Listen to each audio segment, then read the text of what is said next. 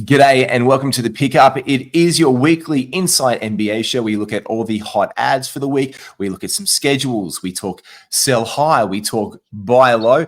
We love this one. It is The Pickup. It is coming right up at you here on Inside Podcast Network right up after this.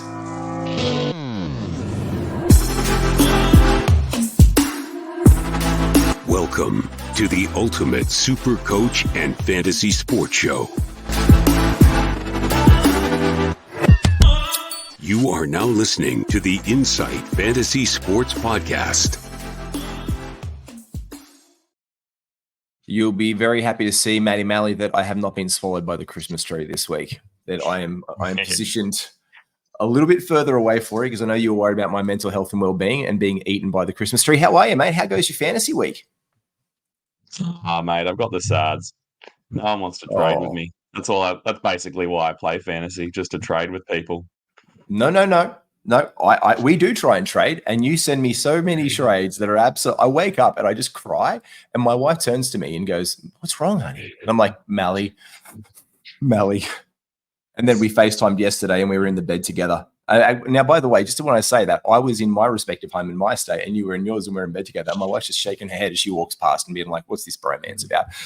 Mate, look, a huge week of NBA action. We returned to somewhat normal after the in-season tournament. The Lakers getting the big win, obviously. So we're going to talk. Do you want to switch the positions this week and talk schedule later? And let's just talk hot guys first and the sell high blokes. Do you want to switch it? Let's get into that. Yeah. Let's do this. Keep the people guessing. Keep them guessing. Pull over by this hot guy and let me out.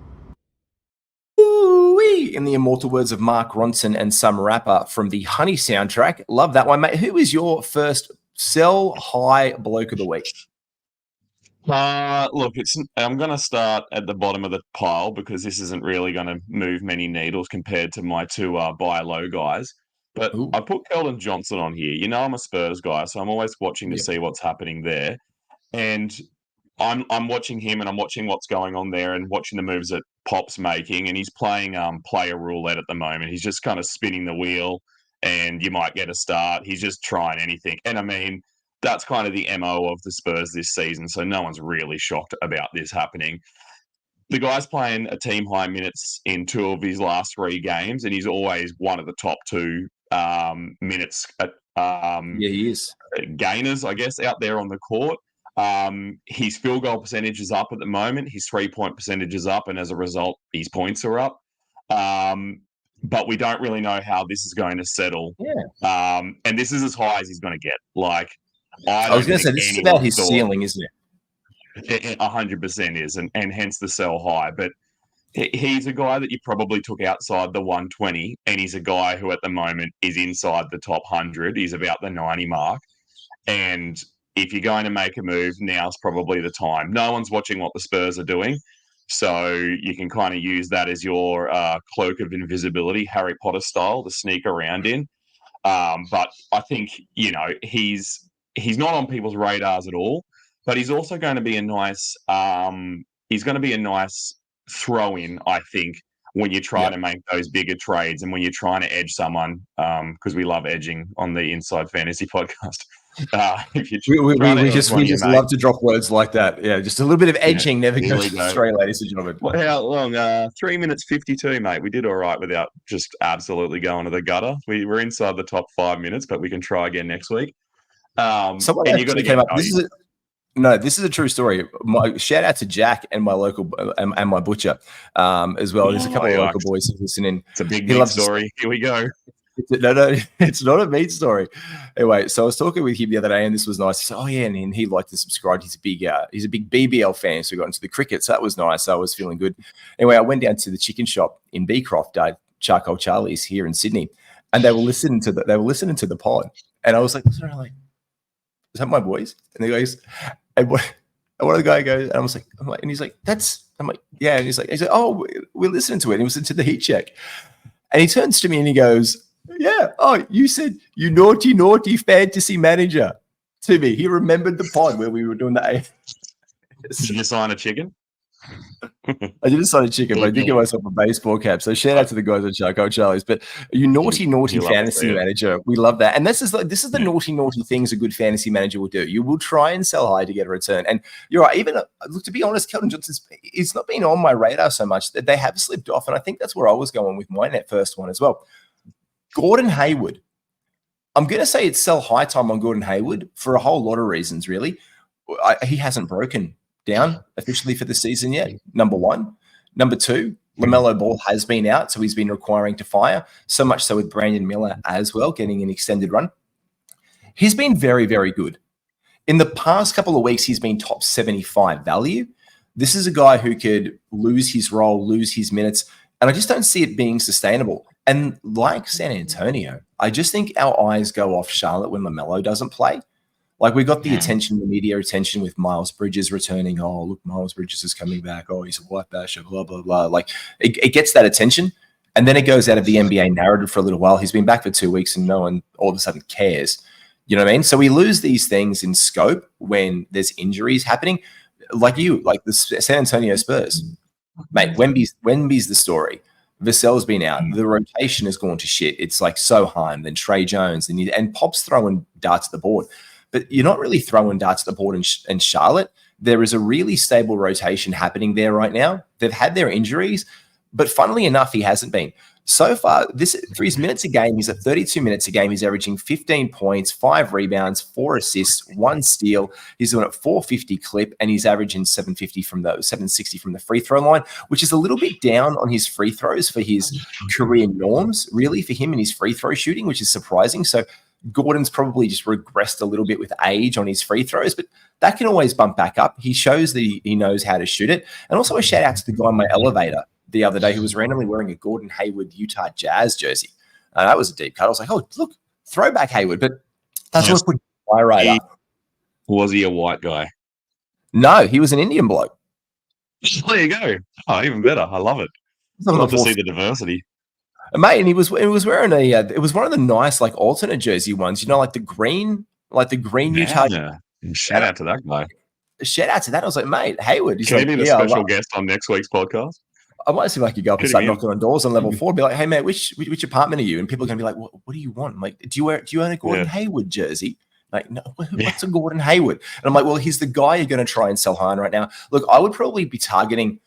Look, I don't want to sound too aggressive with my trades, but right now you could probably get a top 100, I think is fair. Like 100%, like get what you need. Like look at what kind of value you need. But I reckon you could probably do a similar trade value with where he's been the last couple of weeks, which I'd probably say would be about 75, 80 if you could really find the right trade partner or a Charlotte Hornets fan. And I'm repping it today. I got my Larry Johnson and my old school Hornets hat on. In Easter egg. Yeah, this is my Easter egg for Gordon Hayward. This is the Hornets plug for GH. So look for him as one of your buy highs. Another buy high for you, mate.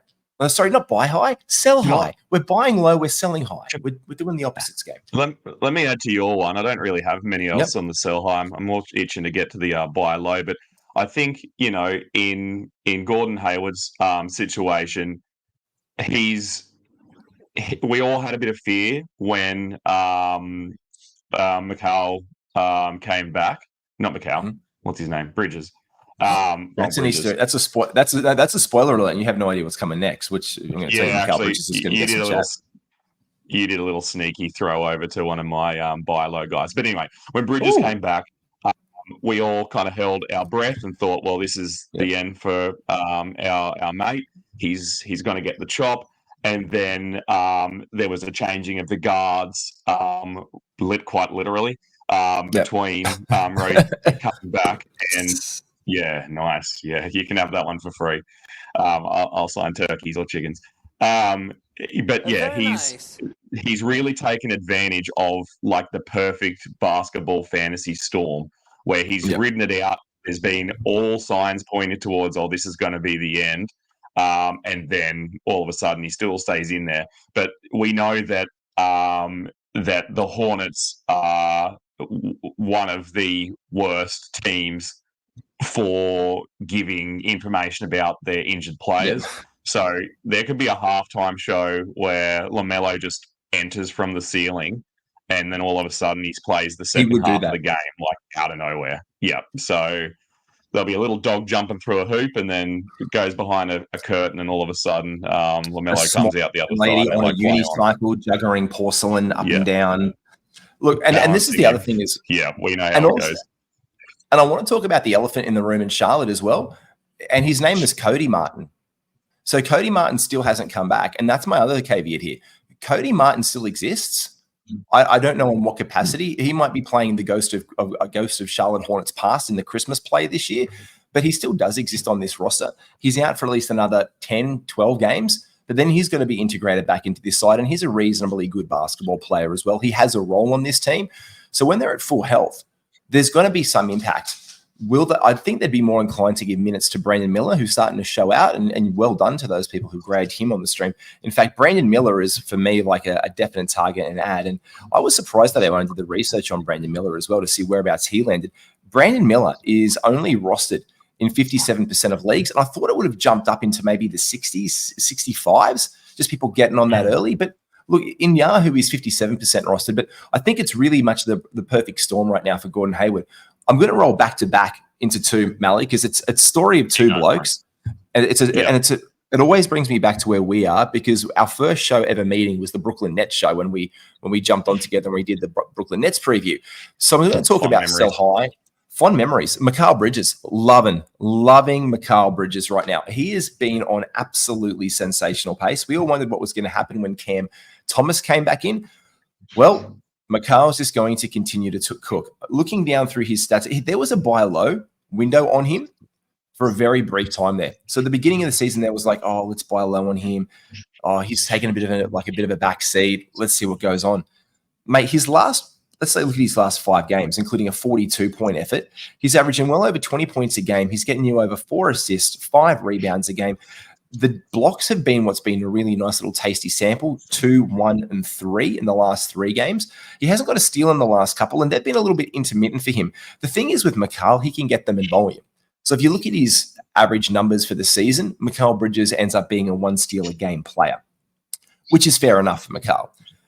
But he is right now firing on all cylinders, and this is the version that he wants. Like, he's pretty much been like a top 10 player in the last week.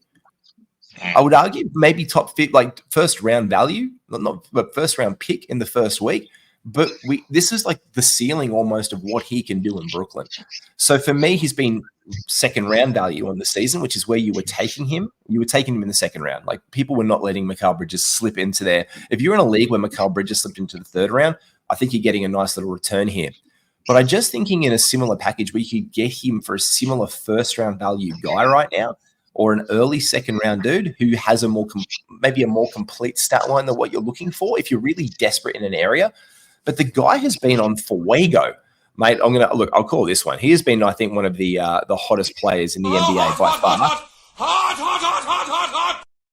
And even put himself in contention for NBA player in the week. Look, he's averaging, for this season, he's averaging almost 35 minutes a night, 23 points, 2 threes, 6 rebounds, assists, and as I said, almost a steal. The percentage, though, I'm liking what I'm seeing in this season.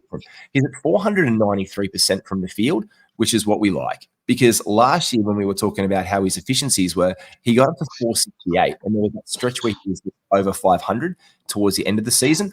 I do think it's somewhat sustainable, and he has a very high free throw rate. Like, it's a lead at 860. It's creeping up. So I think Mikal Bridges is, if you're going to sell high, it's that one. I'm going to roll that straight into this, Malley, and give us your thoughts on that one as I play this as the next part of it. Because I want to talk cold guys being maybe his old Phoenix teammate and his current teammate, Cam Johnson. So let's get to Cam for a second, because we both love Cam Johnson. But what are your thoughts on Mikal so far this season? Yeah, I think things are pretty well settled there. I know they were still without Ben Simmons, and who knows when he's going to come back, but I can't see him being the person who's going to impact anything that Mikal's doing. I guess there was, with the other Cam there, I know you're segueing to Cam Johnson. Let's segue back to Cam Thomas. We thought there's that a lot of he Cams might have an impact. Yeah, but he's still been able to put up his 20 points a game, and that doesn't seem to be affecting what Mikal's doing. I think you're right. I think the the defensive numbers could come back. I know that he's been getting blocks over the last 3 games, which have been near non-existent for him, but it's the percentages that you like. And I was actually considering trading him in a league that we're not in. Otherwise, I'd just be spending all my time trying to trade with you, but you're actually not in this league, so I don't have to worry about you in this one. I have Scotty Barnes. So I was thinking my team is quite I wouldn't say mid. I'm on the upper side of mid for free throw percentage, and Scotty's kind of bringing me down, and he's probably another guy. I considered him maybe for the sell high list as well, especially coming off the back of that triple double, because things yo-yo so much with his performances and yo-yo so much with the way they work with him and Siakam. And once Siakam goes, that was probably why I held on to Scotty, because I think that's going to be a big change up, and that's going to yield great things for Scotty if he does go. So I kind of held, but he was a guy I considered trading for Mikal Bridges. And it's funny you say, because it's something you said before really resonated with me when you said, oh, you might be looking for a guy with more complete, like a complete fantasy kind of layout of scope. And he's that guy, isn't he? He's a guy who gets rebounds, he gets assists, he gets points, and that's what you're looking for. He gets defensive numbers. So we love a sexy stat line. We just like seeing everything, but people get enamored by points a lot. Like it's this. Matt, I was on the pod with Matty. It was like the pretty girl at the dance. Like points are the pretty girl. You know what I mean? Like they're like, oh my god, he scored 40 points and he got 6 threes in this game. Oh, when you're doing that as well, most of the time, unless your name's like Kobe Bryant, RIP, bless up. But your efficiencies can be generally better on the games that you score more points. You might take your standard 20 shots a game if you're like an elite NBA player, and you're making over half of them. Generally speaking, rule of thumb, if that's the simple math for you, you're making a plus 500 game. But it's the games that you worry about where you're not getting, like, your efficiencies are down in the 400s and you're flirting with 28. But all of a sudden, the 40 looks really sexy. And the 30-point games look really, really sexy to someone. And that's where you have an opportunity to sell high on the points, darlings, because they're like, oh, shit, they get points. And then they look at this, oh, you got to block that game too. Oh, there was 4 rebounds. Oh, there was 4 assists. Okay, cool. But what about the guy who's getting you like 26 points a game regularly or 24 points a game, getting a couple threes, getting them on better percentages, which feel you there. Your turnovers are down. We like that. But it's also getting you a similar amount of, like, let's say, rebounds, maybe more assists, locking you in a steal, locking you in a block, and dropping you down in turnovers. Now, we can't always pin it to turnovers, but you just want that complete line. And that's where it comes to me for Cam Johnson. Cam Johnson has been up and down this season, and the reason with that is the injury. And so why I think there's a slight buy low on the guy is he showed us what he could do when he came back this season. Now, I own him in a few leagues. I'm a very proud owner. His last game wasn't great. You look at the ones before that, and he is averaging at least 3 threes a game for the last 3, averaging over 15 points a game, over 6 rebounds, which we love as well. So he's rebounding the ball very, very well. He rarely turns it over, like 1 or 2 a game. Then he'll go for 2 games without any turnovers. So that's what we'd like to see from Cam. Like, he will limit your turnovers. He's about 1 a game. That's excellent. Now, the peripheral steals that were there haven't been there. So he started off after he came back from injury. He didn't get anything. It was 3, 1, 0, 2, 2. And then he went 4 games without a steal, and he got 1 before not having 1. So there's this spatter of defensive stats there that he is capable of doing, and he usually does get. But we have to remember that he was a little bit down on his injury. He's gone down 1% in Yahoo leagues. He's 88% rostered. So this is a must-own player. And his free throw percentage is excellent. He's generally been over 500 for the season. I do think there's a really good buy low chance for someone who's not seeing the assist or looks at that last game and only 1 3, 7 points and 5 rebounds. I just think it cracks the door open on these guys because you want the peripherals to come back. When those peripherals are there for Cam Johnson, his value just exponentially goes up into into the 5th or 6th round. You know what I mean? He automatically becomes kind of like a Jalen Williams type. I don't think he's as good maybe as J-Dub, but that's what you want. You want the 3-and-D prototypical, like, can get some steals, can get rebounds. He's not afraid to pass the ball as well, which I really like about Cam. So he's very open to it. Like, he didn't get any assists last game. 25 points in 25 minutes, but before that, 3 assists, 2 assists, 3 assists, 6 assists, 5 assists, 5 assists. So you start to see a complete body of work with the guy as a distributor in the Brooklyn Nets as well. I see Cam Johnson a little bit like what we hoped. God, mate, I absolutely suck with names. Who's the small forward, power forward for Sacramento? Let's play this game. Play Keegan with your Murray. mate Matty. It's Keegan Murray, isn't it? He is. He's what? Spot on. Yeah. You put add your points on, mate. This should be a segment. Guess who I'm thinking about based on absolutely limited clues. But yeah, I think Cameron Johnson was who we wanted Keegan Murray to be, a guy who can defend okay, sometimes gets defensive stats, rebounds well, has good percentages. But now I feel like Cam Johnson is starting to look more like Keegan Murray. It's kind of gone in reverse. Mate, I have to add something as well because I've been absolutely mentally stuck on it, smiling to myself before with your analogy about taking the pretty girl points number on the dance floor. And I just had a mental image of you pushing past her in the spotlight and going right away to 6'10" Bertha blocks on the side of the dance floor who no one wants to dance with, and taking her by the hand and letting her lead you through a waltz. That's all I could think about was you just palming the points out of the way and going straight. I'm taking Bertha to the party. You know, I'm like, what's good? What's Lizzo? Party. What's good, Lizzo? Yeah. Come at me, mate. You've got a. I know this is you. Mate, tell me. I know you were really chomping at the bit for your buy lows, mate. You run us through a couple of your blokes. I know you got a couple of really good ones on the board for us. Yeah, I'll start with mine in a minute. I think you should probably take some of your own advice and definitely let Cam Johnson go. Do it. You should do that, mate. I don't want to let him go unless it's fact, because I know what he's capable of, and I think he was a little bit injured, he was a little bit banged up, and he played through it. Mate, he is for me an absolute weapon, and I think he's just the ability to knock down threes and the floor spacing that he gives in Brooklyn is invaluable in that team. The rebounds I like, the low turnovers, the high free throw percentages. There's nothing but good things for Cam, and in a nice trade package with a very good across the board point guard, shooting guard. I'm telling you, Malley, it is an absolute wonderful two-fight. That's all I'm saying. We're talking trades. This is code for we're talking trades in our because we try and trade almost daily. It's we wake up to each other's trade emails. Through a podcast, we're just trying to work each other down.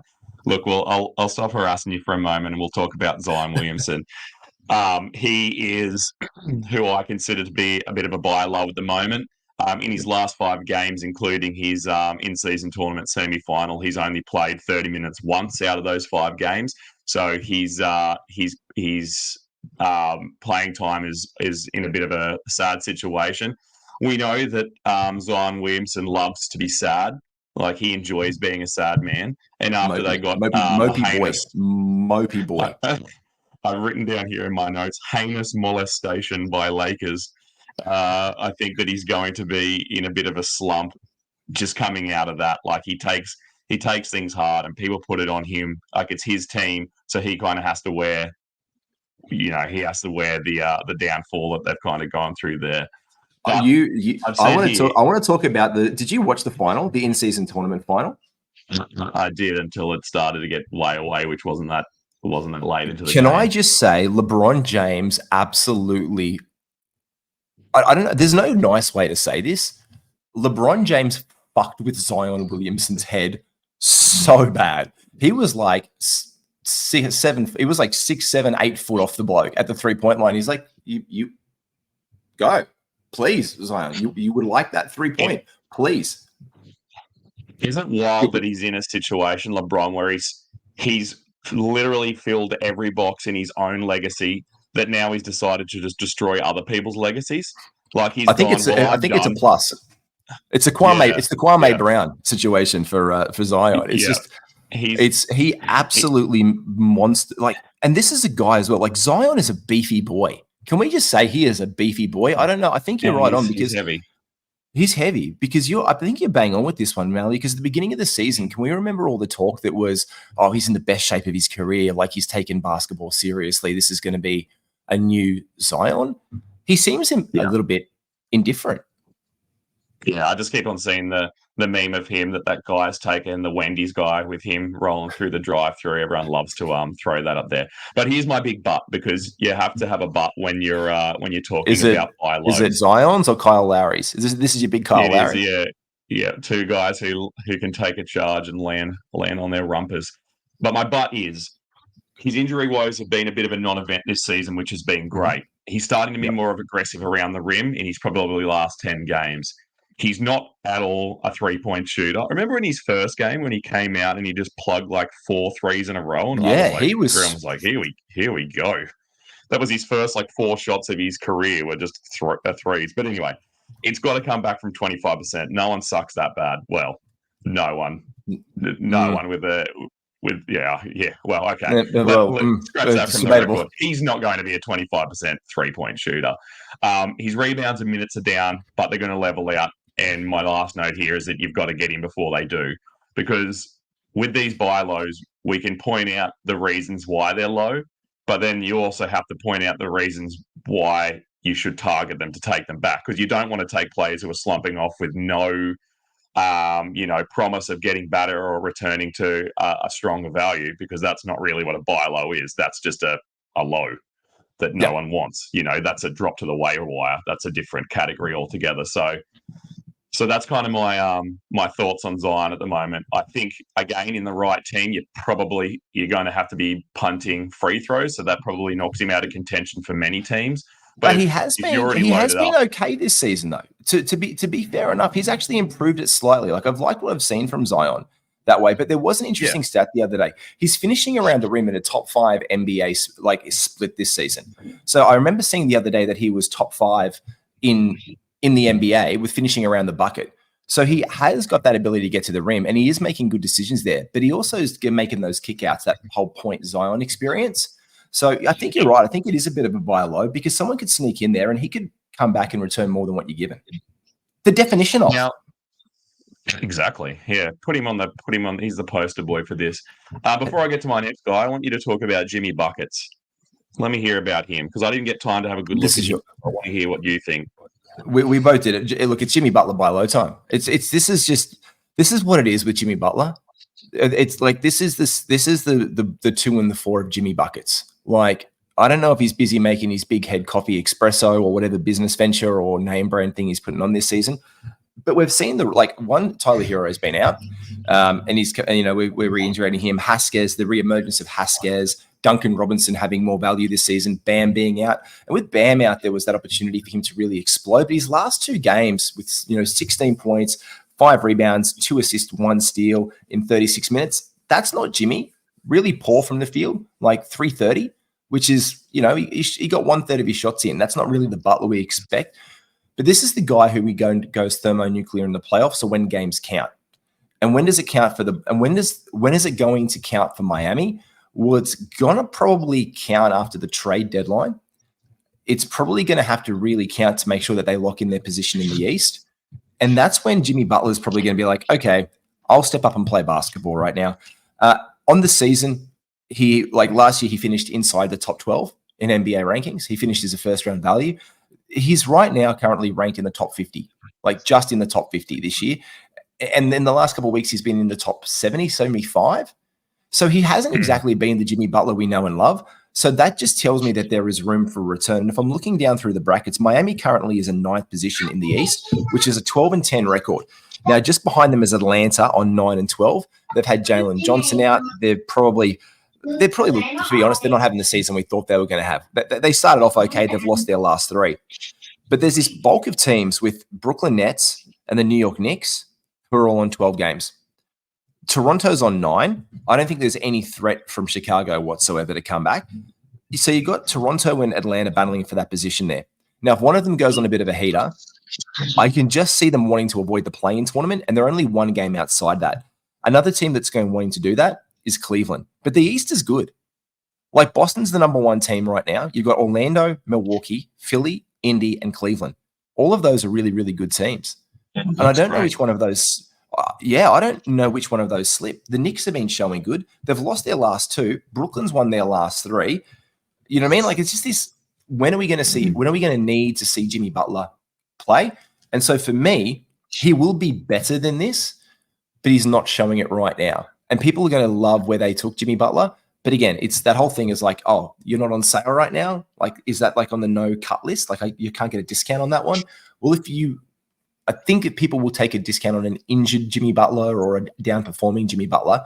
And if he misses a couple games or misses one this week, or he has another crappy performance, see what you can get back from a top 40 player for Jimmy. But yeah, it's arrived. It's arrived and it's here for the buy low season on Butler. Why were you having him on your list? Well, and to put the tiger on the table and point at it, I think the other thing that people might want to consider as well, and might be thinking in the back of their mind, is we've got Tyler Hero coming back any game now. And people might think, well, that's only going to impact Jimmy Butler, in a negative way.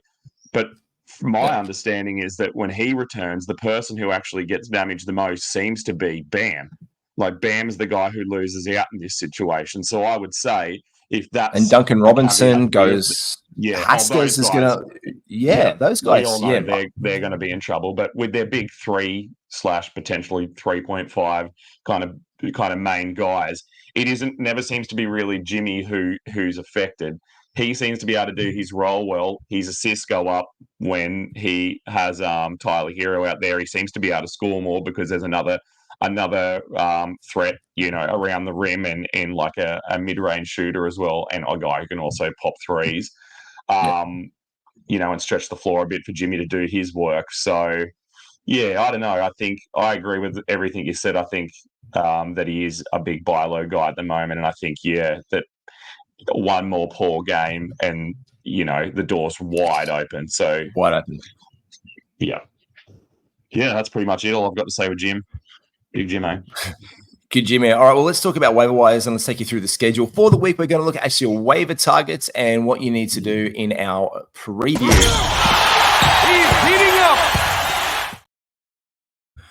Now, look, with the NBA games, there's none, obviously, on the first day of the NBA this week. So we had another one of those wacky schedule ones, Malley. But Monday hit us hard with 13 games. And when you're listening to this, you're like, oh, geez, where to go next? So your low volume games this week are Tuesday, Thursday, and Sunday. Friday is 8 games. So on Tuesday, there's 5 games. Wednesday, 9. Thursday, 7. Friday, 8. Saturday, 10. And Sunday, 5. Now, that's really interesting because, Malley, this is who I want you to think about for me. Tuesday has 5 and Thursday 7. You're probably going to have a roster spot there. You're not going to have maybe one on your Wednesday, so you can kind of maybe just avoid your Wednesday stream unless you have an extra spot there. But there's some teams that have games that are available there. That's the Celtics, the Bulls, the Cavs, the Mavericks, the Nuggets, the Warriors, the Clippers, and the Kings. They play on both days. Who are you kind of honing in on there? When I'm thinking about Kings, I worry about the fact that Herter's so up and down. Like he's a guy who can hit or miss, but they seem to always go back to him. They seem to want to let him get his shots up. And if you want to jag someone on the chance that they might do really well, given it being their day, he might be someone that you want to look at. He's that dual eligibility too. And I mean, usually in these positions where you've got your guys who are going to start, you're really looking for someone who's just going to fill a hole. So because he's guard fill a hole, eligible, bing, bing, bing, that he could be a guy that you're considering. The other two people I have here, and they're not valuable for the Tuesday, Thursday pseudo back-to-back situation, is Grayson Allen and Beal are both out. Yep. So just for tomorrow, Eric Gordon. Speaking of dudes who have dual eligibility and also are hot and cold, mate. Eric Gordon nearly exploded off the page. And I want to talk. Yeah, go on. I got him right here. Look, blue chips on Sunday. I added him. I was like, where do I go? Where do I go for this week? Because my other big ad for this week is Dante Exum, with Kyrie Irving being definitely out Monday. We're not sure what's going on Tuesday with the Lakers game, which is a home game for Dallas. So we weren't sure with that one because there was a rumor that he could return for it for his always potential trade suitor, the Los Angeles Lakers game. So Exum went off the board on Saturday, like very early after he blew up later in the week last week. So I was looking at the week ahead this week and I was pretty okay for my Monday lineup. So I looked for the Tuesday, Wednesday back-to-back, and I picked up Eric Gordon, knowing that I was going to have the conversation yesterday with Matty, with Matrix, and be like, we're going to have the great, do we take Grayson Allen or do we take Eric Gordon debate? Beal's back again. I'm like, Beal's never going to come. I mean, he is going to come back, but I was very happy to sweep in Eric Gordon. So you're spot on there. I think that's one of the best ads of the week. 4 games as well for the Phoenix Suns. I like a little Dante Exum drop there too. Did you see the who does this player play for thing with Stephen A? And he missed all 5. Yeah. What a dunce. Yeah. But like he was on that, Dante Exum was on that list. So, if Stephen A doesn't know about him, yeah, maybe there's a bunch of people in your league who are still sleeping on him. So he's a nice little pickup. The other guy I had too, and he plays tomorrow on the low volume Tuesday, is Dario Saric. I feel like he's a big sleeper at the moment. He's available near everywhere. League. Yep, he is. Like they're going to him over Looney. He's getting like mid-20s in minutes. Wiggins is trash, so they never keep him out there for very long. He's an absolute per-minute beast. Like he gets points, double-digit points. He knocks a couple of threes in. His free throws are really like delicious for a power forward. He rebounds. He got a double-double the other day, and he can do this all in low minutes. Like, and he's everywhere. Like I've picked him up in 2 23. Like, he's just sitting there. 27 minutes. I looked at the other day. 32. It was the most minutes he's played all season. He's generally averaging around 20 to 22. He's hit 27 a couple of times. Last one was 23. I picked him up in one league for this week, so I love that you've said it. But you've actually hit the nail on the head with this one because of all those games on the low volume games for the Tuesday and the Thursday. So Saric is a perfect pickup for that. He's also available to play on the Sunday, which is the low volume 5 day as well. So of those teams, it's only Boston and Golden State play all 3 of the low volume days. So bringing in Saric is like number 1, I think, with the bullet. Then you can look to guys like Moody or Kuminga, or as you said, Looney, because, I mean, Saric is getting those minutes, but he's playing well. And what's really good about him as well is he's a distributor. Like, he's a really good passer. Like, he's just cheeky. He's got that Euro style, you know what I mean, where he complements the whole game. So love that one. And then otherwise, you're looking at the Boston Celtics guys, looking for Peyton Pritchard or Sam Hauser, probably the pickups there. You hit the maps just on that one. Derrick Jones Jr., and if he's still available, Tim Hardaway in leagues, absolutely rip snorting with points right now. And I know he's flying off a lot of waiver wires. Derek Lively as well. I think, Derek Lively's a great pickup, and he's another guy that is being absolutely slept on. And 61% rostered in Yahoo. And up 3% in the last day, which means he was under 60% 24 hours ago. So he's starting to get some more traction, which is good to see. And he had 2 blocks. He's had 2 blocks in his last 4 games, and the one that he didn't get 2 blocks, he got 7. That was the one where he went absolute bananas. But I think another guy who I considered as well, because they played him, Steve Kerr played him so much in that overtime game against Oklahoma the other day, was Kuminga. But then he did that absolute god-awful foul, which is just like the essence of who Kuminga is. And just the look that Kerr gave him, I was like, well, that's probably not going to like bode well for him getting 26 minutes again. So I kind of poo-pooed him off. The other guy that we haven't talked about, we've had about 6 elephants in the room in this episode. It's just like this room's getting packed, mate. There is elephants everywhere. It's like Taylor Swift's ghosts in the corner. Just...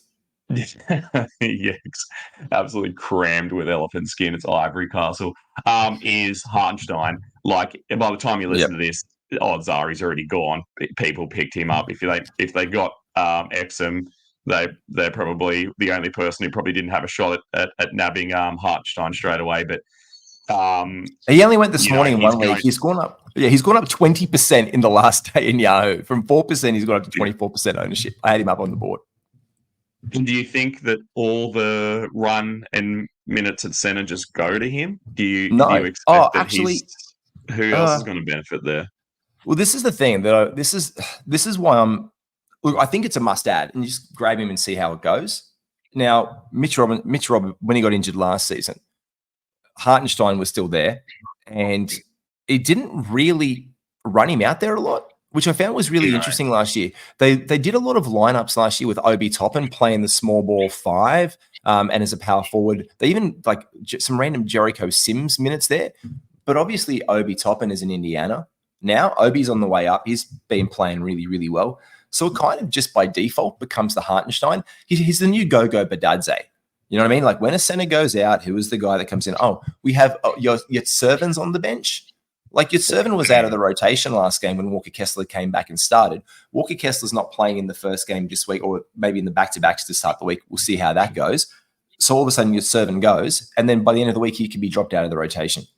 Hartenstein's been getting dependable minutes most season, but in his 28 minutes that he played, the most he only took 3 shots, 2 points, 5 rebounds, 1 assist, 2 steals, a block shot with 1 turnover. Now, he's obviously always going to buoy your field goal percentage because that's what Isaiah does. And I like Hartenstein. I just want to see it happen. I mean, I'd add him and see where it goes and then happily drop the bloke. But And we know that this is Tibbs' absolute dream because that dude hates centers. Like he just doesn't want anything to do with them.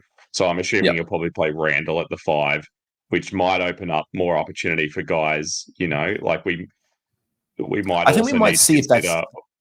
Yeah, I think we might actually see some Emmanuel Quickly action and some Josh Hart coming in for those extra Josh rebounds. Hart. I think there's some fringe. I think some fringe thing with a switchable system. I think you're right. If Randall does play the 5, it's going to open up that spacing a little bit more for New York. And I think Josh Hart, Quickly, even Quentin Grimes in his role as the starting shooting guard can have some more run. Maybe. Yeah, if Josh Hart's still available and Hartenstein is available, then I think you'd probably take Josh Hart just because I think in this system he's going to get more minutes and he's going to get strong rebounds as well. So because those 10 or so rebounds that are going to be up for grabs now, metaphorically and literally, are going to have to go to someone who probably will be him. And if you got a team that's not really strong on actually field goal percentage, and you could stream in and you got a stream swap for the week, I actually would bring in probably Hartenstein as well. I probably would look to bring him in just to buoy that, especially if it's if it's a deficiency in your team and you can get a little bit of a run. They do have 4 games this week, the Knicks. So we'll just go through that as well. The back-to-backs for the week, we've got Monday, Tuesday, we've got the Bulls, the Cavs, the Mavs, the Nugs, the Clips, and the Kings. Now we've finished up that lot there, but this is where that Tuesday and that Thursday and the Sunday come involved, because on the second night of those back-to-backs is where we talk about those other teams. Tuesday, Wednesday is the Lakers and the Suns, where hello Eric Gordon value comes into play. Wednesday, Thursday, you've got the Nets, the Heat, and the Jazz.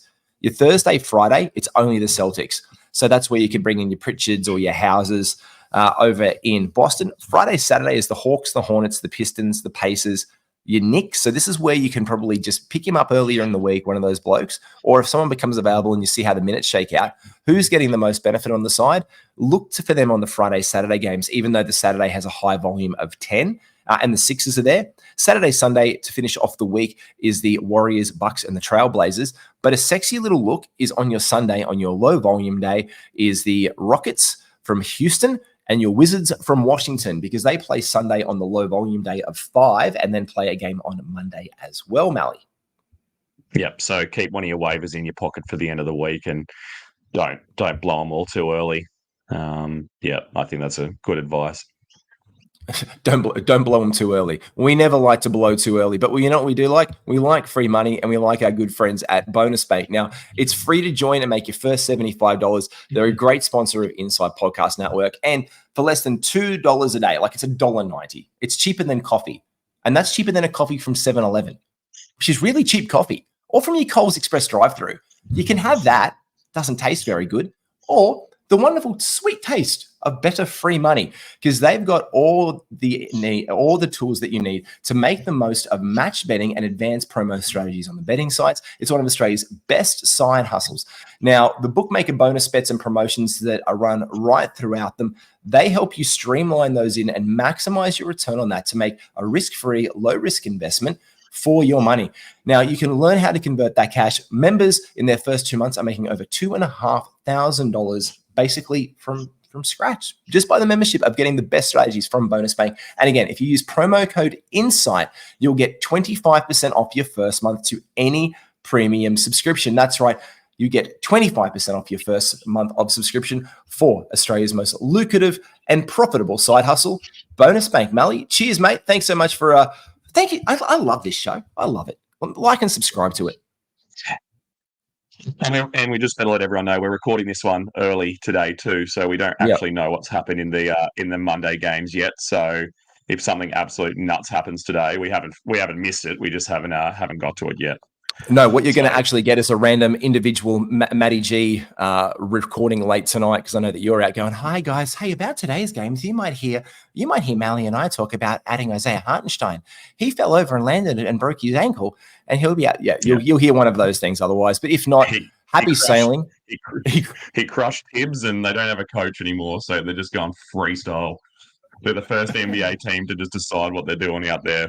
You know, Julius Randle is going to channel Bill Russell and be the ultimate coach player. Don't worry, guys. Yeah. Julius, take the wheel. Guys, thank you so much for listening to an Inside NBA prediction. Second, mate. Can you imagine Julius Randle as a bloody coach? Mate, take care. Like and subscribe. We'll catch you soon next week for the pickup. Take care. I'm Matty G. This is Malley. Like and subscribe to all things Inside NBA. See you later, folks.